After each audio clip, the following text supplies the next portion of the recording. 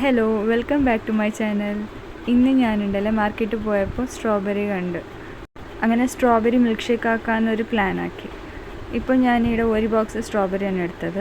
അതിൻ്റെ ലീഫൊക്കെ എടുത്തിട്ട് ക്ലീൻ ആക്കിയിട്ട് ഒരു പാത്രത്തിലാക്കിയിട്ട് അതിലേക്ക് 1 ഗ്ലാസ് വെള്ളം പിന്നെ കുറച്ച് ഉപ്പിട്ടിട്ട് നല്ലോണം മിക്സ് ആക്കിയിട്ട് കുറച്ച് നേരം അങ്ങനെ വെച്ചിട്ട് പിന്നെ 2-3 ടൈംസ് നല്ല വെള്ളത്തിൽ കുറച്ച് വാഷ് ആക്കിയിട്ട് എടുക്കണം.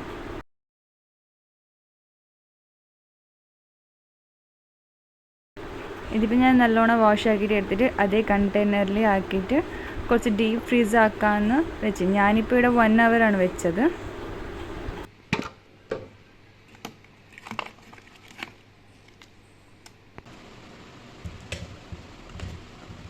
പിന്നെ ഡീപ്പ് ഫ്രീസ് ആക്കിയ സ്ട്രോബെറീസ് എല്ലാം മിക്സിൻ്റെ ജാറിലാക്കിയിട്ട് പിന്നെ ടേസ്റ്റിക്ക് വേണ്ടിയത്ര പഞ്ചസാര ഇട്ടിട്ട് മിക്സിയിൽ അടിക്കണം. അത് അടിച്ച പിന്നെ ഒരു പാക്കറ്റ് പാൽ ഒഴിക്കണം. നല്ല കുറച്ച് കട്ട പാൽ, അതാണ് നല്ല ടേസ്റ്റ് കിട്ടുന്നത്. ആ പാൽ ഒഴിച്ചിട്ട് വേഗം ബ്ലെൻഡ് ആക്കണം. ഇപ്പം നല്ല മിൽക്ക് ഷേക്ക് റെഡി ആയിട്ടുണ്ട്.